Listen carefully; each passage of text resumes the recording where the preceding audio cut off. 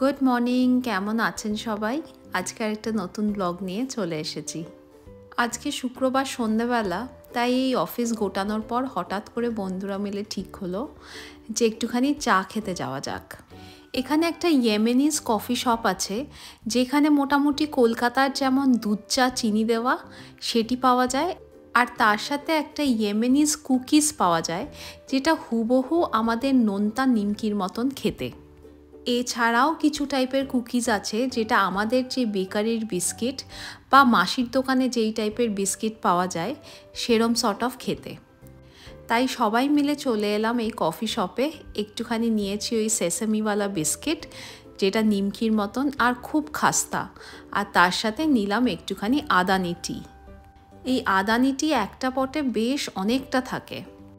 অনেকক্ষণ ধরে খেতে খেতে বন্ধুদের সাথে গল্পগুজব করলাম। তারপরে আমরা ডিনারে গেছিলাম। পাশেই একটা রোলের দোকান আছে যেখানে দুর্দান্ত রোল পাওয়া যায়, সেখান থেকেই সবাই মিলে চিকেন রোল খেলাম। আর রোলগুলো এতটাই বড় আর তার সাথে ফিলিং যে একটা খেলেই পেট ভরে যায়। আর আমরা তার সাথে নিয়েছিলাম একটা রুমালি রুটি আর তার সাথে মালাই চিকেন।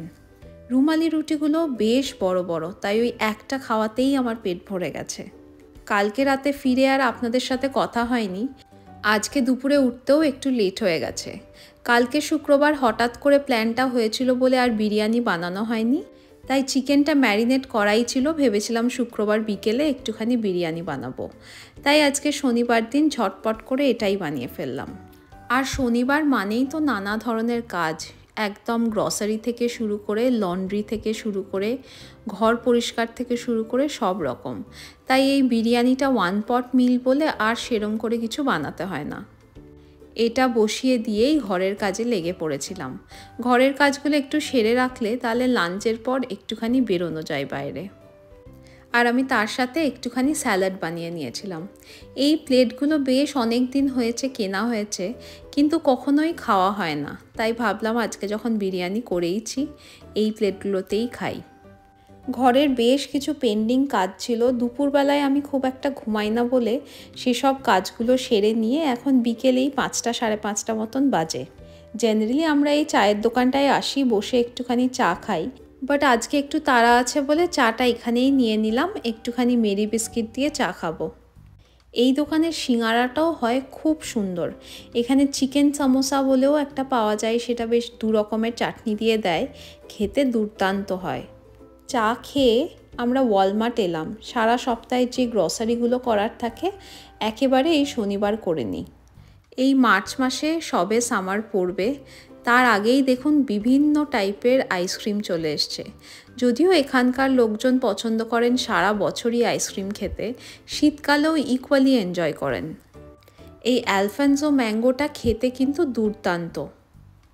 আর ক্যানাডা যেহেতু ইমিগ্রেন্টসদের দেশ আর মোস্টলি এখানে স্টুডেন্টরা পড়াশোনা করতে আসে, সব জায়গায় তো আর ইন্ডিয়ান স্টোর থাকে না, কিন্তু ওয়ালমার্ট মোটামুটি আপনার কাছে একটা করে পেয়েই যাবেন।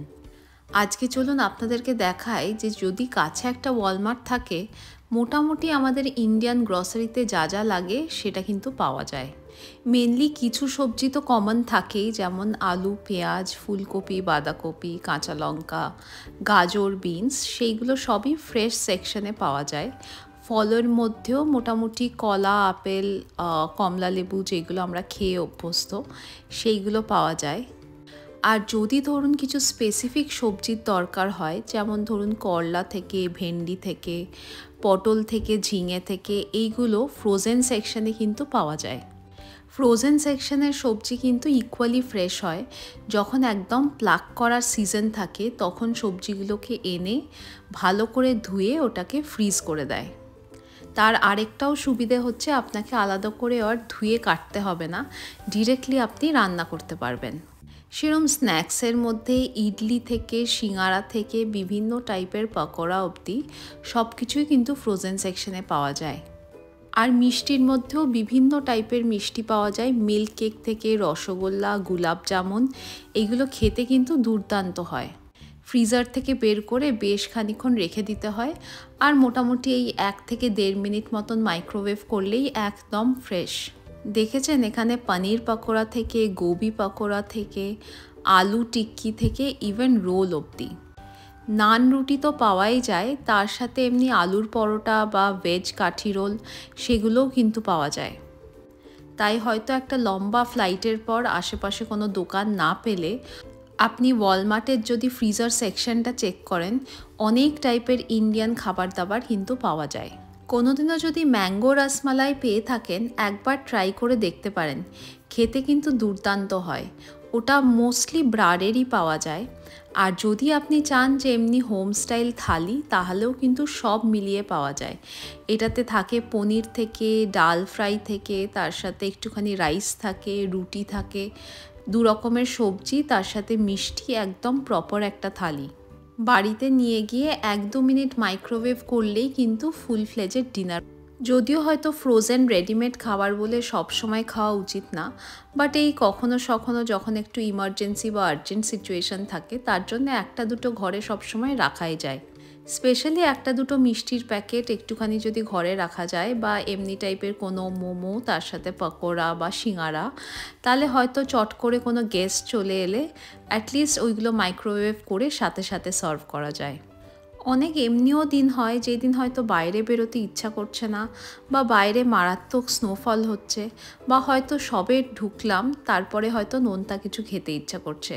তখন এইগুলো 5 মিনিট ওভেনে বেক করে নিলে বা 1-2 মিনিট মাইক্রোওয়েভ করে নিলেই একদম ফ্রেশ খাবার তৈরি। শুধু যে আমাদের দেশের এমনি খাবার পাওয়া যায় সেরমটা না, প্রতিটা দেশেরই আপনি এখানে পাস্তা থেকে, পিৎজা থেকে, মোমো থেকে, বিভিন্ন টাইপের ডাম্পলিং থেকে, থাই কারি থেকে শুরু করে বিভিন্ন টাইপের খাবার দাবারই ফ্রোজেন সেকশনে থাকে। আগের দিনই আপনাদেরকে বলছিলাম যে এমনি টাইপের ড্রাই কিছু খাবার দাবার ঘরে সবসময় রাখতে এনকারেজ করে, স্পেশালি উইন্টার সিজনে। এখানে দেখুন কি সুন্দর বেসনের লাড্ডু, বিভিন্ন ড্রাই ফ্রুটসের লাড্ডু, তার সাথে চানার লাড্ডু, বিভিন্ন টাইপের বরফি, সব কিছু এমনি পাওয়া যায় এখন প্যাকেটেড। আমেরিকায় যখন থাকতাম তখন এত অপশান ছিল না ইন্ডিয়ান খাবার দাবারের, ওয়ালমার্ট বা যে কোনো টাইপের আমেরিকান গ্রসারি স্টোরে, বাট ক্যানাডাতে সেই প্রবলেমটা খুব একটা ফেস করতে হয়নি। যখন বেরিয়েছিলাম তখন ওয়েদার একদম ঝকঝকে ছিল, হঠাৎ কখন স্নোফল শুরু হলো, মোটামুটি 5-10 মিনিটেই দেখলাম চারিদিকটা সাদা হয়ে গেছে আর গাড়িটা পুরো ঢেকে গেছে। খুব ভালো সময়ে বেরিয়েছি। আর এই স্নোফল হলে দেখবেন চারিদিকটা পুরো একদম সাদা হয়ে যায়, খুব ব্রাইট লাগে। মোটামুটি সারা সপ্তাহের গ্রসারি হয়ে গেছে, এখন বাড়ি ফেরার পালা। খুব সাবধানে এখন গাড়ি চালাতে হবে, কেননা সবে স্নোফলটা স্টার্ট হয়েছে। এখনও রাস্তাঘাট ক্লিয়ার হতে বেশ খানিকটা সময় লাগবে। কাঁচটা নামিয়েছিলাম যাতে স্নোটা চলে যায়। ও মা, পুরো স্নোটা এসে আমার সিটের মধ্যে পড়লো। হ্যাঁ, যেটা বলছিলাম, আমেরিকাতে পাবলিক কমিউটটা খুব একটা ভালো ছিল না আমরা যেখানে থাকতাম সেখানে, এই পেনসিলভেনিয়া, নিউ জার্সির দিকে। আর একদম হাতের কাছে ইন্ডিয়ান রেস্টুরেন্টও ছিল না, তাই ওখানে কিন্তু আমরা সবসময় বাড়িতে এই ইন্ডিয়ান সামোসাগুলো কিনে রাখতাম, আর কিছু ফ্রোজেন মোমোগুলো। ওই সিঙ্গারাগুলোর সাথে 2 রকমের চাটনিও দেয়, তাই হয়তো কখনো গেস্ট এলো বা এই বিকেলবেলায় নিজেদেরই মনে হলো, তখন 2 মিনিটে খাবার দাবার একদম রেডি। যদিও ক্যানাডাতে সেটা করতে হয় না, কেননা কাছেই প্রচুর ইন্ডিয়ান অপশন আছে, অ্যাটলিস্ট আমরা যেখানে থাকি জিটিএ এরিয়াতে সেখানে। তবে হ্যাঁ, আমরা মিল্টনে থাকি, এখানে হয়তো অপশানটা একটু লিমিটেড হলেও মিসিসাগা আর ব্র্যাম্পটনে কিন্তু বেশ অপশানস।